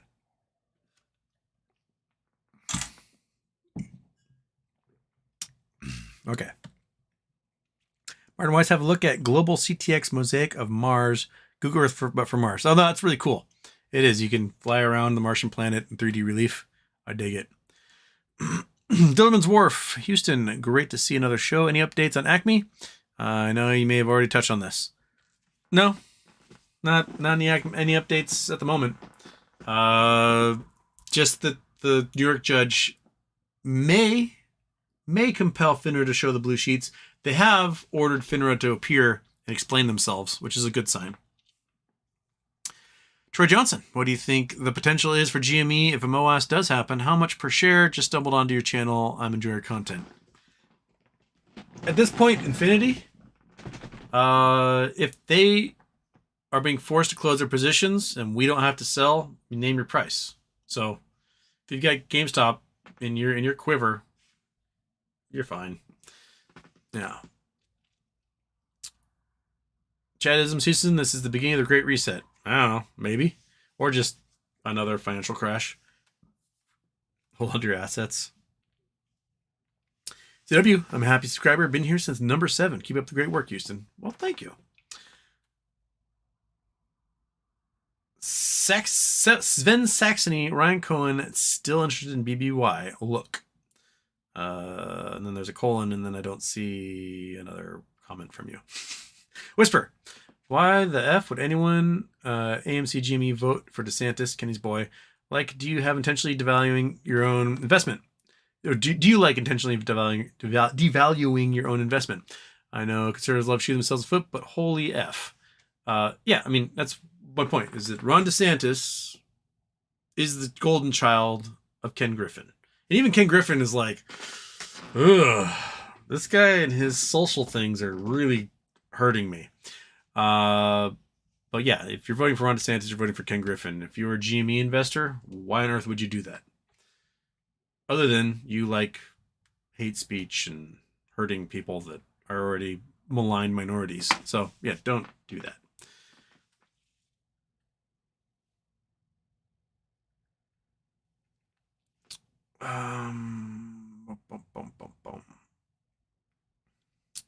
Sincere 206, would other shareholders of companies like AMC or GME be able to use the precedent set from MMTLP New York case for blue sheets to demand blue sheets info as well? Yeah, that's how precedent works. I'm sure that there would be an appeal of some kind, but depending on what the order says, they may have to provide that info before an appeal is ever heard. So that would be very interesting. They may see, if they appeal, they may seek some sort of stay. But if the court's like, you've got 3 days to produce it, they might not have that time to be able to do that. Nolan fans, can you game theory out the best case scenario of what would happen if a judge approves the blue sheets to be released? I mean, best case scenario, they release the blue sheets. We have an idea of how many shares are actually out there. And we can take that to a federal judge and be like, hey, these guys counterfeited a whole bunch of shares that shouldn't exist, and that's causing all sorts of problems in the market, and they broke the law. You need to rectify this and force them to close these positions. That's what it would come down to. And if the judge says that, then they got to close the positions. And if you want to sell, you can sell. You can name your price. If you don't want to sell, well, you can carry on and own an oil company.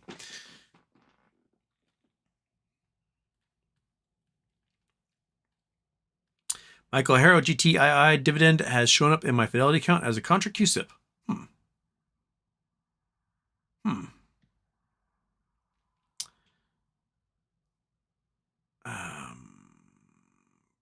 Oh, there's another reset of the thing. Okay. Marquez will be checking out Index Pass for a little hike. I'm bringing my girlfriend, and she loves the outdoors. Index is awesome. Mount Index is a really cool, jagged, gnarly, amazing peak. Let's show you guys my index.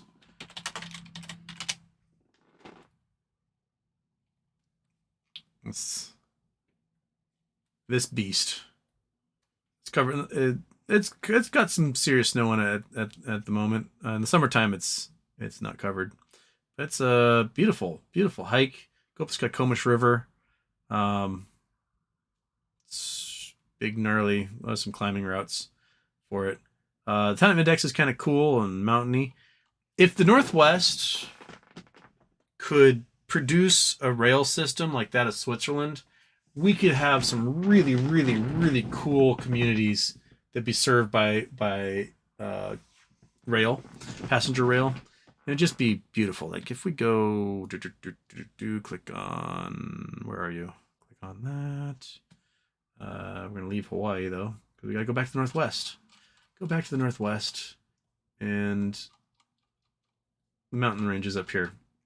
So Index is up Highway 2, which is here.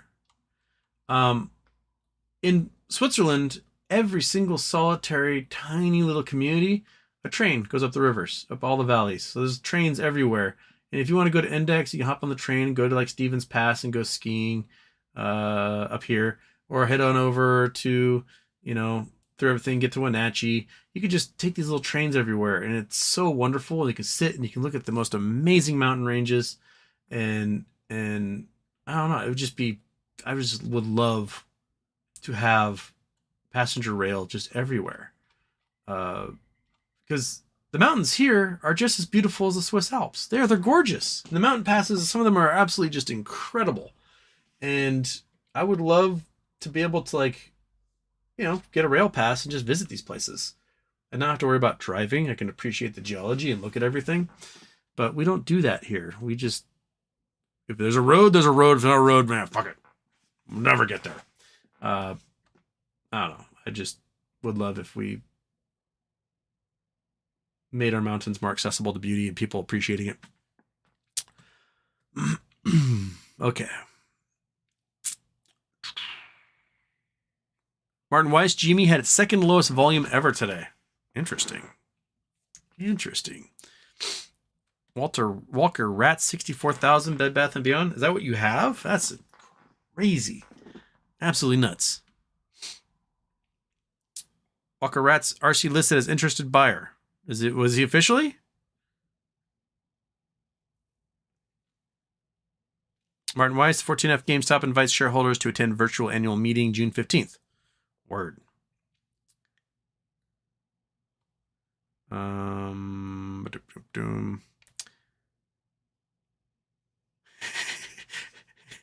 Boss, BBB bag holders playing blackjack, holding 23, saying "hit me."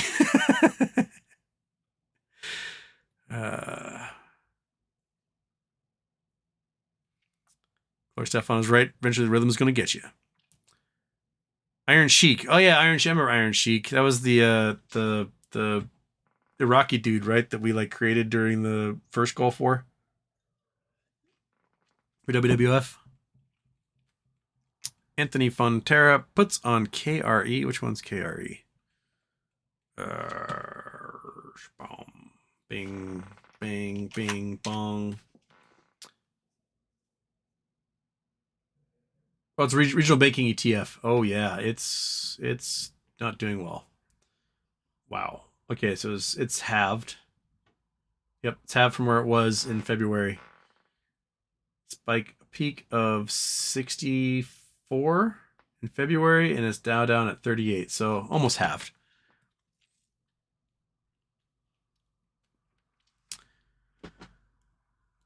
Boss mentioned the pricing as well. Trains are overpriced. As fucked most of Europe. I once tried planning a trip from Belgium to Slovakia by train. It came out to €1,500 instead of 60 for a 2-hour Ryanair flight. That is, I mean, my limited experience doing rail in Europe, I've always just bought deals. So like, the train I take the most is the Burgunda Express, in Switzerland, and my 300 Swiss franc ticket, which is a couple hour ride round trip to and from Switzerland, also gives me like 8 days of skiing though. So it's a screaming deal for that, because 8 days of skiing here would be $1,000 easily, if not more. And I get train ride on the World Heritage Site Railway and 8 days of skiing. Not such a bad idea.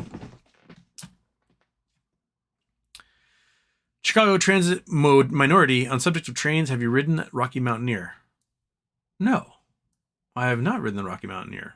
I've in the U.S. the only trains I've ridden is the other than like subways and things, is going between Seattle and Portland, which I love. That it's a great train. And sometimes you get some screaming deals.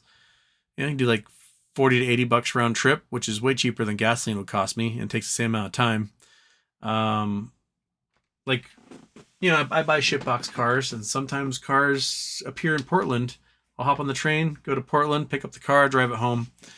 I love me some trains. Boss, props for making it to the end of the chat. I did, and I've got to go now. Homer's Ghost, 1 sauce, 2 toppings, 3 cheese, or 1 toppings, 2 cheese, 3 sauce, or 1 cheese. What? Like how to make a pizza? Sauce base, then cheese, then toppings, and then you do grana padano on top to kind of cement the toppings in there. That's what you do. Okay, I gotta go, folks. We will be doing a regular show tomorrow. I will be on Free Commercials, DD Drew's Space Call tomorrow at 5 p.m. on Twitter, West Coast time, 8 p.m. Eastern. It'll likely be an after dark tomorrow, because I'll probably use a good chunk of the day, if it doesn't rain tomorrow, to mow the yard, which I should have been doing today because it's actually sunny out there. I need to mow that forest. If not, I'm going to have to get a factory harvester combine thing and do it that way. Monkey Butt says goodbye. The kitty cat says goodbye. I want you all to have a great day, and I'll catch you on the flip side. Outro. No, outro. There we go.